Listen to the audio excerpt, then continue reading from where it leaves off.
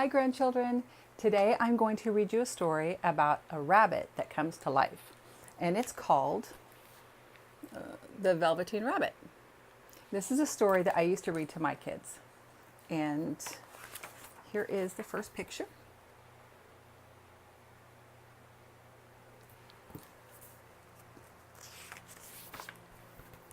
There was once a Velveteen Rabbit, and in the beginning he was really splendid.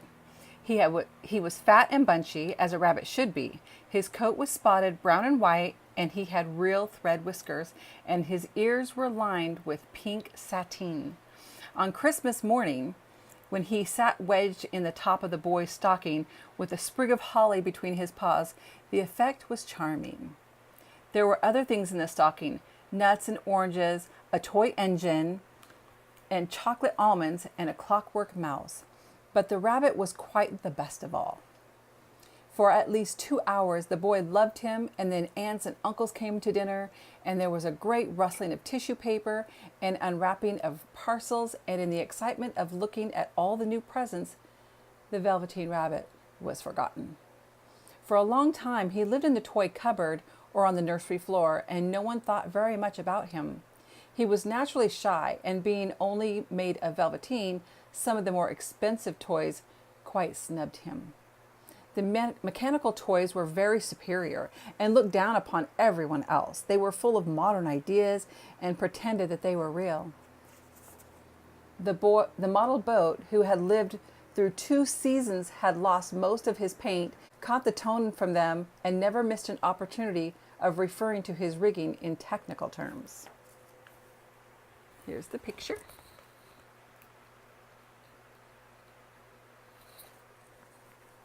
The rabbit could not claim to be a model of anything, for he did not know that real rabbits existed. He thought they were all stuffed with sawdust, just like himself. And he understood that sawdust was quite out of date and should never be mentioned in modern circles. Even Timothy, the jointed wooden lion, who was made by the disabled soldiers and should have had broader views, put on airs and pretended that he was connected with government. Between them all, the poor little rabbit was made to feel himself very insignificant and commonplace, and the only person who was kind to him at all was the Skin Horse. The Skin Horse had lived longer in the nursery than any of the others. He was so old that his brown coat was bald in patches and showed seams underneath, and most of the hairs of his tail had been pulled out to string bead necklaces. He was wise, for he had seen a long succession of mechanical toys arrive to boast and swagger, and by break their mainsprings and pass away. And he knew that they were only toys and would never turn into anything else, for nursery magic is very strange and wonderful. And only those playthings that were old and wise and experienced like the Skin Horse understood all about it.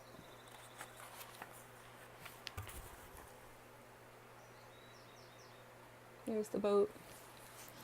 See the boat and the mouse and the little bunny.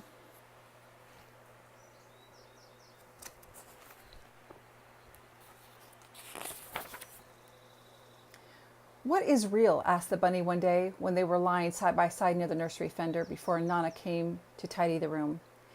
"Does it mean having strange things that buzz inside you and a stick-out handle?" "Real isn't how you are made," said the Skin Horse. "It's a thing that happens to you. When a child loves you for a long, long time, not just to play with, but really loves you, then you become real." "Does it hurt?" asked the rabbit. "Sometimes," said the Skin Horse, for he was always truthful. "When you are real, you don't mind so much being hurt." "Does it happen all at once, like being wound up?" he asked, "or bit by bit?" "It doesn't happen all at once," said the Skin Horse. "You become. It takes a long time. That's why it doesn't happen often to people who break easily or have sharp edges or who have to be carefully kept. Generally, by the time you are real, most of your hair has been loved off and your eyes drop out and you get loose in the joints and very shabby. But these things don't matter at all, because once you are real, you can't be ugly except to people who don't understand." "I suppose you are real?" asked the rabbit. And then he wished he had not said it, for he thought the Skin Horse might be sensitive. but the skin horse only smiled. The boy's uncle made me real, he said. That was a great many years ago. But once you are real, you can't become unreal again. It lasts for always. The rabbit sighed. He thought it would be a long time before this magic called real happened to him. He longed to become real, to know what it felt like, and yet the idea of growing shabby and losing his eyes and whiskers was rather sad. He wished he could become it without these uncomfortable things happening to him. There was a person called Nana who ruled the nursery. Sometimes she took no notice of playthings lying about, and sometimes, for no reason whatsoever, she went swooping through like a great wind and bustled them away in cupboards. She called this tidying up, and the playthings all hated it, especially the tin ones. The rabbit didn't mind it much, for wherever he was thrown, he came down soft. There's the skin horse. He doesn't look too bad to me. One evening, when the boy was going to bed, he couldn't find the china dog that always slept with him. Nana was in a hurry, and it was too much trouble to hunt for china dogs at bedtime. So she simply looked about her, and seeing that the toy cupboard door stood open, she made a swoop. Here, she said, take your old bunny.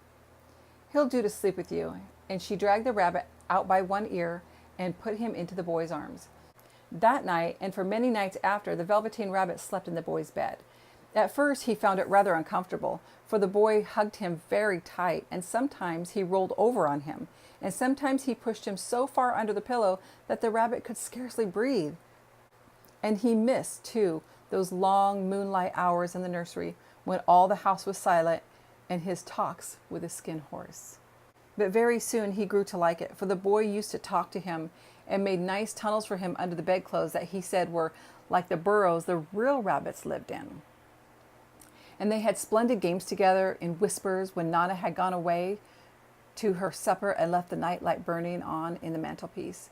And when the boy dropped off to sleep, the rabbit would snuggle down close under his little warm chin and dream, with the boy's hands clasped close around him all night long. And so time went on, and the little rabbit was very happy, so happy that he never noticed how his beautiful velveteen fur was getting shabbier and shabbier, and his tail coming unsewn, and all the pink rubbed off his nose where the boy had kissed him. Spring came and had long days in the garden, for wherever the boy went, the rabbit went too. He had rides in the wheelbarrow and picnics in the grass and lovely fairy huts built for him under the raspberry canes behind the flower border. And once, when the boy was called away suddenly to go out to tea, the rabbit was left on the lawn until long after dusk, and Nana had to come and look for him with the candle because the boy couldn't go to sleep unless he was there. He was wet through with dew and quite earthy from diving into the burrows the boy had made for him in the flower bed, and Nana grumbled as she rubbed him off with a corner of her apron. You must have your old bunny, she said. Fancy all that fuss for a toy.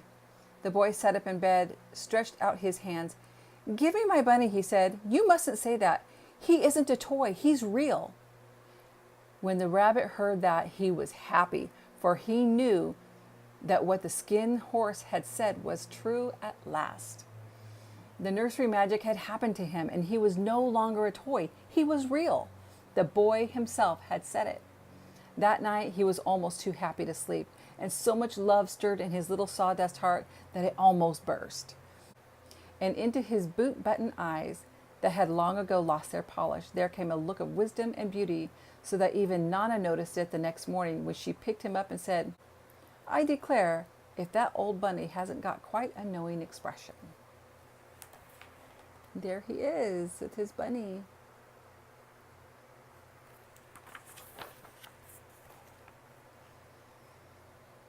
That was a wonderful summer. Near the house where they lived, there was a wood, and in the long June evenings, the boy liked to go there after tea to play. He took the Velveteen Rabbit with him, and before he wandered off to pick flowers or play at brigands among the trees, he always made the rabbit a little nest somewhere among the bracken where he would be quite cozy, for he was a kind-hearted little boy, and he liked Bunny to be comfortable. One evening, while the bunny was lying there alone, watching the ants that ran to and fro between his velvet paws in the grass, he saw two strange beings creep out of the tall bracken near him. They were rabbits, just like himself, but quite furry and brand new. They must have been very well made, for their seams didn't show at all. And they changed shape in a queer way when they moved. One minute they were long and thin, then the next minute they were fat and bunchy, instead of always staying the same like he did. Their feet paddled softly on the ground, and they were quite close to him, twitching their noses. While the rabbit stared hard to see which side the clockwork stuck out, for he knew that people jump generally have something to wind them up, but he couldn't see it. They were evidently a new kind of rabbit altogether. They stared at him, and the little rabbit stared back, and all the time their noses twitched. "Why don't you get up and play with us?" one of them asked. "I don't feel like it," said the rabbit, for he didn't want to explain that he had no clockwork. "Oh," said the furry rabbit, it's as easy as anything," and he gave a big hop sideways and stood up on his hind legs. "I don't believe you can," he said. "I can," said the little rabbit. "I can jump higher than anything." He meant when the boy threw him, of course. He didn't want to say so. "Can you hop on your hind legs?" asked the furry rabbit. That was a dreadful question, for the Velveteen Rabbit had no hind legs at all. The back of him was made all in one piece, like a pincushion. He sat still in the bracken and hoped that the other rabbits wouldn't notice. "I don't want to," he said again. "Look at them playing. And look at, he wants to play too." But the wild rabbits have very sharp eyes, and this one stretched out his neck and looked. "He hasn't got any hind legs," he called out. "Fancy a rabbit without any hind legs." And he began to laugh. "I have," cried the little rabbit. "I have got hind legs. I am sitting on them." "Then stretch them out and show me like this," said the wild rabbit, when he began to twirl around and dance till the little rabbit got quite dizzy. "I don't like dancing," he said. "I would rather sit still." But all the while he was longing to dance, for a funny new tickly feeling ran through him. He felt he would give anything in the world to be able to jump about like these rabbits did. The strange rabbit stopped dancing and came quite close. He came so close this time that his long whiskers brushed the Velveteen Rabbit's ear, and then he wrinkled his nose suddenly and flattened his ears and jumped backwards. "He doesn't smell right," he exclaimed. "He isn't a real rabbit at all. He isn't real." "I am real," said the little rabbit. "I am real." The little boy said so, and he nearly began to cry. Just then there was a sound of footsteps, and the boy ran past near them. With a stamp of his feet and a flash of white tails, the two strange rabbits disappeared. "Come back and play with me," called the little rabbit. "Oh, do come back. I know I am real." But there was no answer. Only the little ants ran to and fro, and the bracken swayed gently where the two strangers had passed. The Velveteen Rabbit was all alone. "Oh dear," he thought. "Why did they run away like that? Why couldn't they stop and just talk to me?" For a long time he lay very still, watching the bracken and hoping that they would come back. But they never returned, and presently the sun sank lower, and the little white moths fluttered out, and the boy came and carried him home. There he goes, going back home with his bunny. Weeks passed, and the little rabbit grew old and shabby. But the boy loved him just as much. He loved him so hard that he loved all of his whiskers off, and the pink lining to his ears turned gray, and his brown spots faded. He even began to lose his shape, and he scarcely looked like a rabbit anymore, except to the boy. To him, he was always beautiful, and that was all the little rabbit cared about. He didn't mind how he looked to other people, because the nursery magic had made him real. And when you are real, shabbiness doesn't matter. And then one day, the boy was ill. His face grew very flushed, and he talked in his sleep, and the little boy was so hot that it burned the rabbit when he held him close. Strange people came and went in the nursery, and a light burned all night, and through it all the Velveteen Rabbit lay there, hidden from sight under the bedclothes, and he never stirred. For he was afraid that if they found him one night, they would take him away, and he knew that the boy needed him. It was a long, weary time, for the boy was too ill to play, and the little rabbit found it rather dull with nothing to do all day.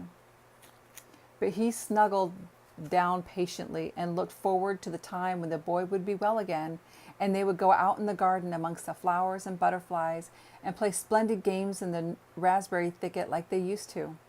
All sorts of delightful things he planned, and while the boy lay half asleep, he crept up close to the pillow and whispered them in his ear, and presently the fever turned, and the boy got better.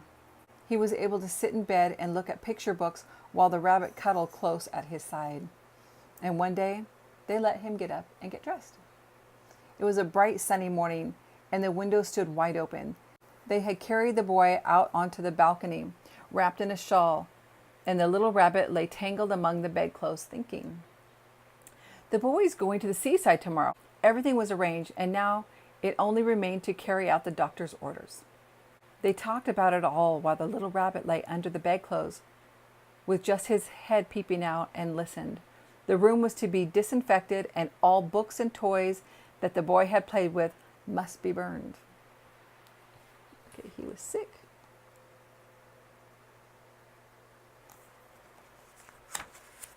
What do you think is going to happen to the bunny?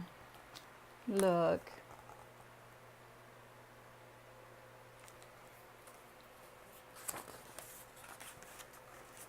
Hurrah, thought the little rabbit. Tomorrow we shall go to the seaside.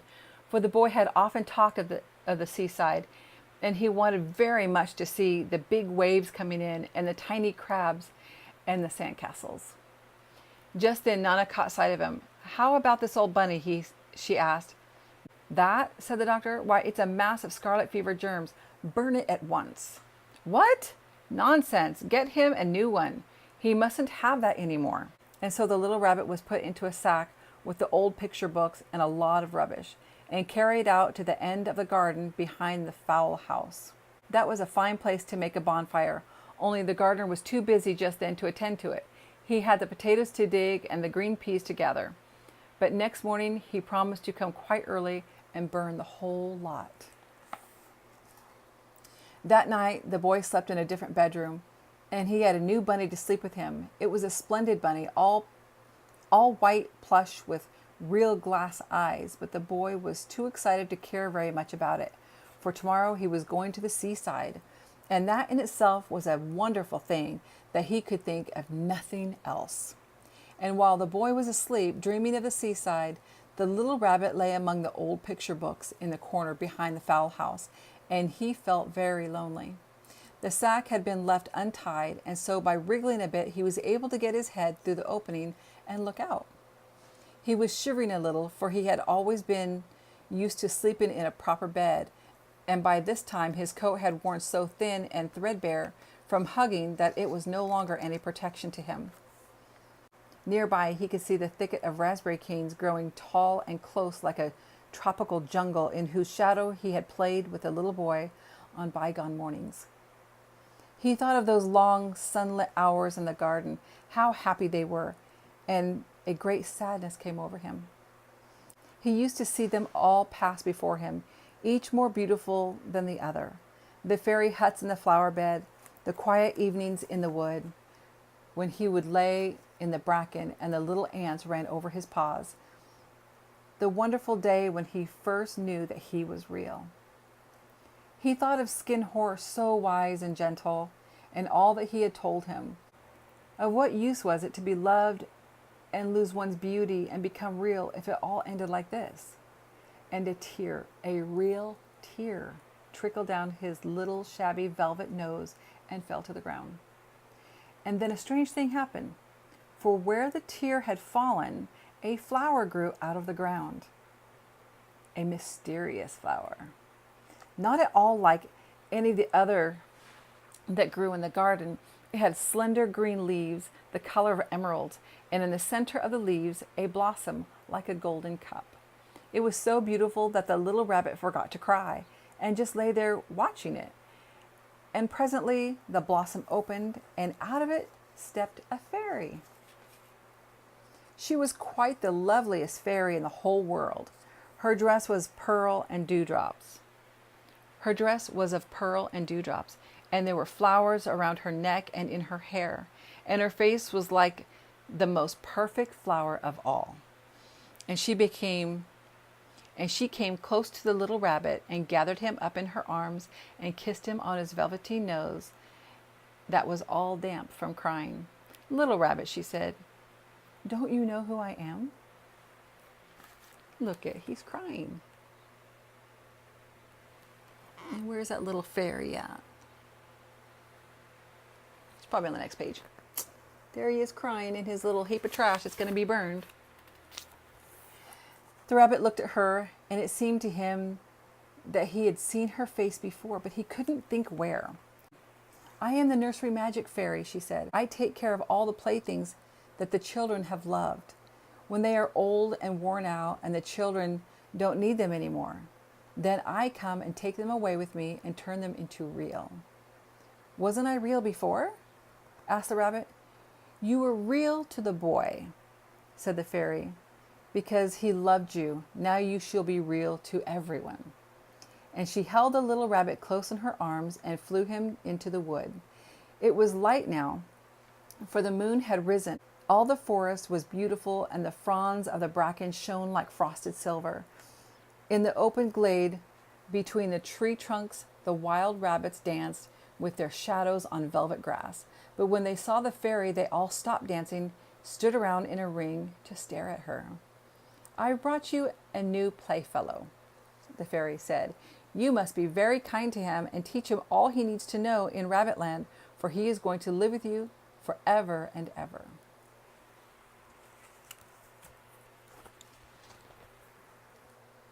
Isn't she pretty?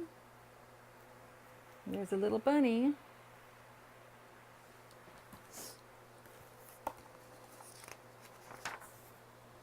And she kissed the little rabbit again and put him down on the grass. "Run and play, little rabbit," she said. But the little rabbit sat quite still for a moment and never moved. For when he saw the wild rabbits dancing around him, he suddenly remembered about his hind legs, and he didn't want them to see that he was made all in one piece. He did not know that when the fairy kissed him that last time, she had changed him altogether. And he might have sat there a long time, too shy to move, if just then something hadn't tickled his nose, and before he thought about what he was doing, he lifted his hind toe to scratch it. He found out he actually has hind legs. Instead of dingy velveteen, he had brown fur, soft and shiny. His ears twitched by themselves, and his whiskers were so long that they brushed the grass. He gave one leap, and the joy of using those hind legs was so great that he went springing about the turf on them, jumping sideways and twirling around as the others did. And he grew so excited that when at last he did stop to look for the fairy, she had gone. He was a real rabbit at last, at home with the other rabbits. Look at him, playing with his new friends.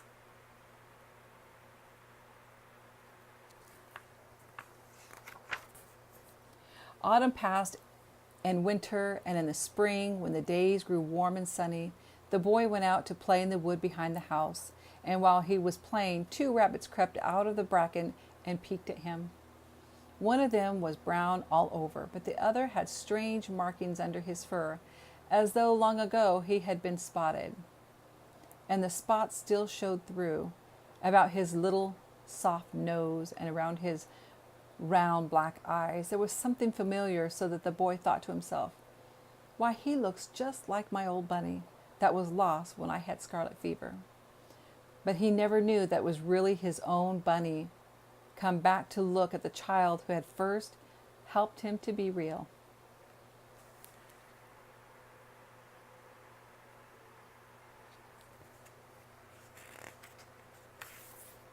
The end. I hope you enjoyed that story as much as I did. Check back later for more stories, okay? Love you guys. Bye.